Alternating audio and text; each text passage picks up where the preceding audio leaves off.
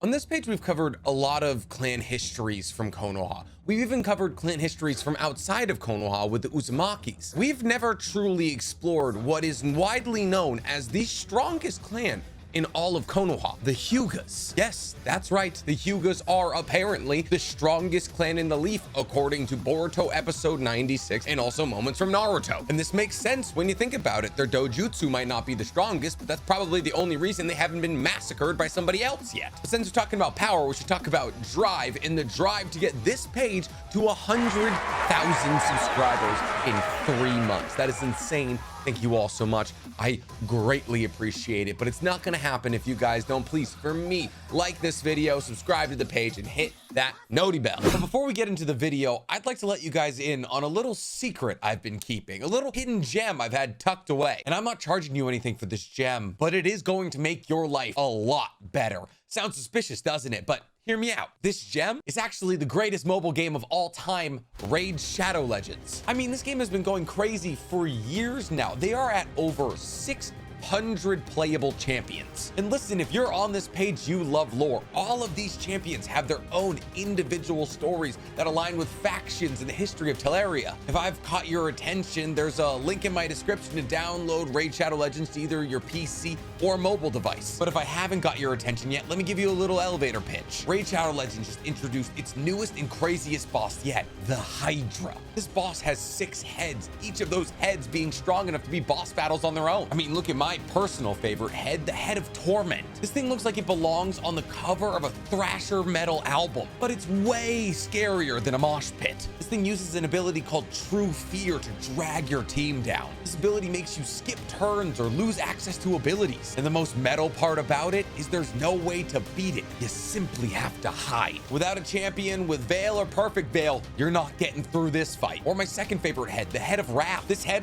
reminds me of Sasuke because it's got a temper issue. This thing's gonna taunt and weaken your team, but you better kill it quick, because when the head of Wrath has been hit 15 times, it gets a new buff called Vengeance. This buff triples its attack power until the end of its next turn, and that's when it hits you. And this thing hits like a truck. So if you don't take in champions who hit hard, you may not see the end of this boss battle. I've loved this game for a long time. I always grew up wanting to lead a mythical clan, and in this game I can do that. And I can bolster the ranks of my clan in this mythical space by summoning champions at the tavern. There's nothing more satisfying than a hard-fought win over a clan boss. And if the Hydra's not enough for you, Raid Shadow Legends is giving a super limited edition champion to every player in the game. And a lot of you watching this video right now will probably recognize who that champion is. It's esports legend and Navi superstar Simple. So between now and January 28th, all new and existing players can get access to this champion. All you gotta do is log in 7 days between now and January 28th and he's yours. But after the 28th, he's gone. So make sure you get in there and log on, because he's an awesome champion. There's never been a better time to join the Raid Shadow Legends family. So use the link in my description or my QR code to get a free starter pack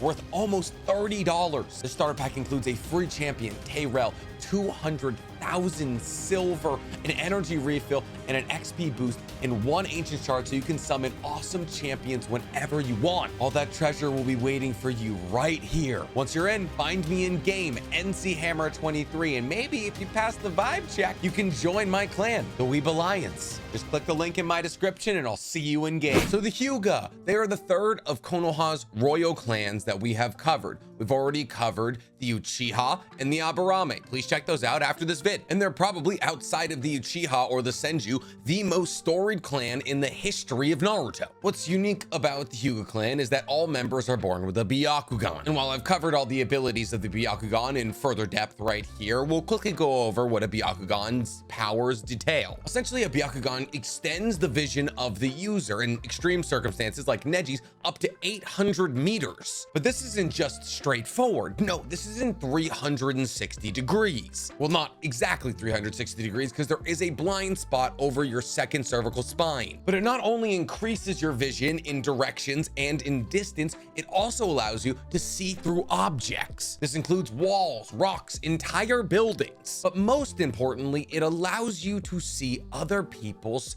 chakra circulatory systems, also known as tenketsu points. And the human body contains 361 of these Tenketsu points. Think of these points like gates that the chakra in your body has to flow through. Hyugas learn a discipline called Gentle Fist that allows them to shoot chakra into these gates to either close them or enhance the amount of chakra that flows through them. But we'll go further into depth on that later. For now, let's talk Hyuga history. The Hyugas are descendants of Hamura Otsutsuki. In fact, the Hyugas are the only descendants of Hamura Otsutsuki outside of Toneri Otsutsuki. But the thing is, this is a bit hazy as to when their lineage began, because essentially Hamura and Hagoromo existed for a very short part of their lives before they entered battle with Kaguya. But apparently in this amount of time, Hamura found a wife and then had children that would later become the Hyugas. I say this because after Hagoromo and Hamura defeat Kaguya in their 3-month-long battle,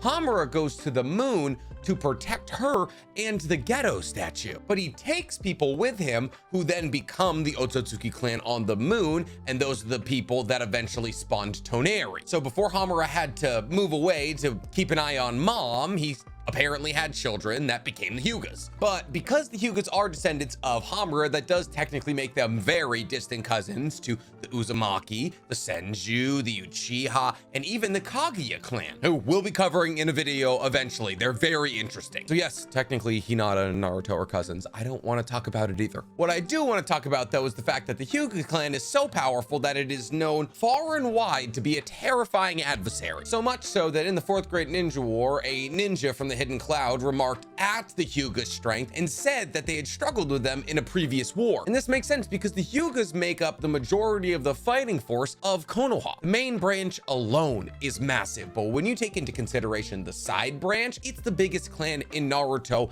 hands down. But since we kind of touched on the topic, let's talk about the main house and the side house. The Hyuga clan is split into 2 clans of a sort, the main and the side. Think of the main branch kind of like the brain. They're the people who make all the decisions, deal with all the internal affairs. But the side branch is the body that protects the brain, because the side branch are the people who are dedicated to learning Gentle Fist and combat and things like that in order to protect said main branch. This isn't necessarily to say that the main branch doesn't learn Gentle Fist or combat abilities. That's not at all the case. But the side branch learns it and toughens up the outside of the Hyuga family in order to make sure that soft, squishy center of the main branch never gets hurt. This is all done in order to protect the secrets of the Byakugan. Essentially, the Hyuga's whole credo is to make sure that nobody outside of Konoha or outside of the Hyuga family really ever has access to the Byakugan. And in order to make the distinction between main branch and side branch very clear, on the 3rd birthday of every side branch member's life, they get a curse seal implanted on their forehead. And the show does not go into what this curse seal does or why it's implanted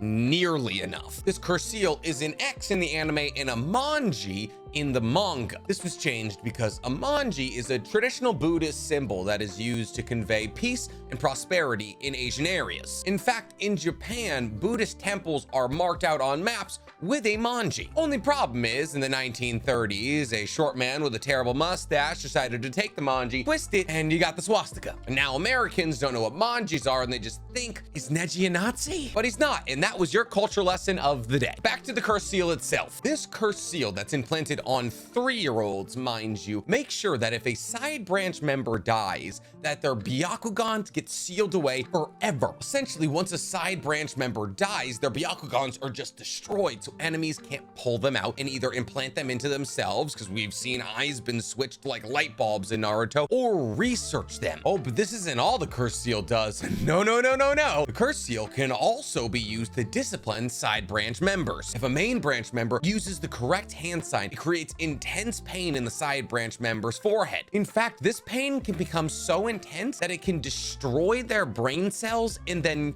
kill them. We learned that in the first data book. Oh, I'm sorry, I messed up. I'm not perfect. The side branch members actually get their curse seal on the 3rd birthday of the next main branch's heir. So essentially when Hinata turned 3, that's when all the side branch members got their curse seal, regardless of how old the side branch members are. In this circumstance of Neji, he was only 4. But having this split system is what allows them to protect the Byakugan. As long as the side family protects those who don't have a curse seal on their forehead, then the Byakugan secrets will never be leaked. fate. As you could imagine though, this creates some level of animosity between the side branch and the main branch. Some members of the side branch are more than happy to be servants to the main branch, but others kind of harbor resentment, like Neji, or Hizashi, Neji's father. Hizashi was relegated to the side family because he was born, I think, 2 minutes after Hayashi, his older brother. Hizashi and Neji both likened their fate to that of a caged bird. You have this incredible ability to use gentle fists and use this Byakugan, and yet you live a life of servitude to people who are only stronger than you in rank. And this rank is only delegated by birth order or heritage. Just because there is animosity there doesn't necessarily mean that the people with animosity don't have allegiance to the Hyuga clan. Because at the end of the day, whether or not you are mad at the main branch, the side branch is still your family. And this is something that Neji's father, Hizashi, realized. But before we get into covering Hizashi's commitment to the Hyuga clan from the side branch, oh, bye, bud, we have to talk about the Hyuga affair. Apparently Neutron's a main branch supporter. Who knew? But essentially 9 years before the start of the show, when Hinata was 3 and I believe Naruto was somewhere in the region of 4 or 5, the Third Great Ninja War came to a close. And for those of you who don't know, the Third Great Ninja War was arguably the longest and the bloodiest of all of the wars. It, unlike the 2 wars before, involved all 5 ninja villages kind of fighting amongst themselves. There was no alliances between villages. They were simply all vying to get more power, money, and land. Essentially, the war kicked off because the 5 great villages were starting to lose power, and so smaller villages started skirmishing with the larger villages. And then this caused larger battles to happen between the larger villages, and then eventually that kicked into all-out war. Konoha's main enemy was the village hidden in the stone, but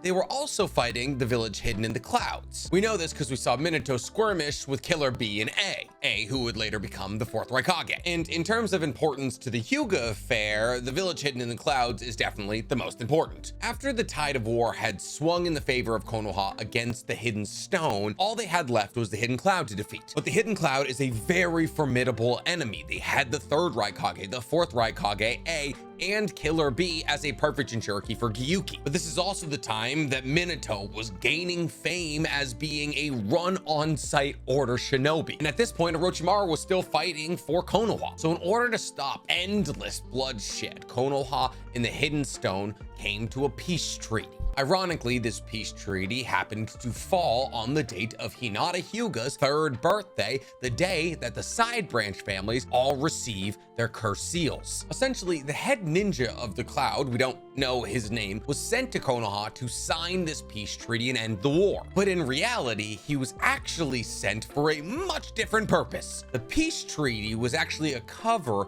for the cloud's attempt to kidnap Hinata Hyuga, the next heir of the Hyuga clan, because Hinata was incredibly valuable as a bargaining chip and for research. She was a main branch member. Her Byakugans wouldn't be sealed if she died, and no main branch member could kill her by activating her curse seal. However, nobody kidnaps the heiress of the Hyuga clan's main branch family and lives to tell the story. I mean, ask Toneri. Wait, he's actually still alive. Regardless, Hayashi, Hinata's father, kills this head ninja of the Cloud Village and saves Hinata. However, Hayashi didn't get her back immediately.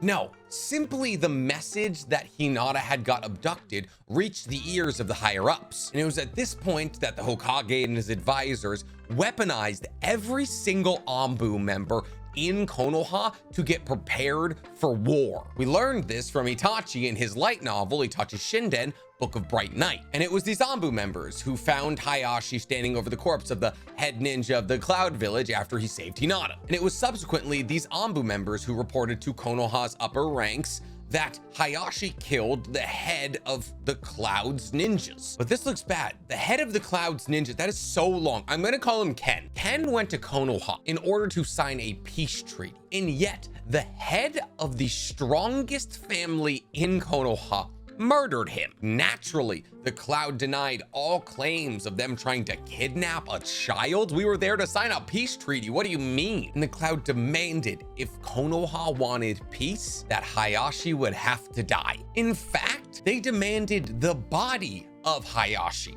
after he killed himself. Why do you think they wanted his body? The eyes. But Hayashi and Hizashi were twins. This is why they had been born a couple of minutes apart. And not just twins, identical twins. So identical that Hizashi realized that the Cloud wouldn't be able to tell the difference between his body and his brother's body. So he offered up to his father, the current head of the main branch of the Hyuga family, that he would kill himself in Hayashi's place in order to save his clan, and also, more importantly, his brother. Because while obviously there was the fact that Hayashi was going to take over the main branch family and Hizashi, being the younger, would be relegated to the side branch family, but there was also the fact that he had a cursed seal. And when Hizashi killed himself, his Byakugan would be sealed forever. And this wasn't like Hayashi or his father asked him to do this. In fact, both of them told him not to. But Hizashi wanted to do this for his family, his clan, his village, his brother. So Neji's father killed himself on the same day that they branded Neji with a curse seal that could kill him if he acted out of line towards the main branch. Man, Neji could have been such a cool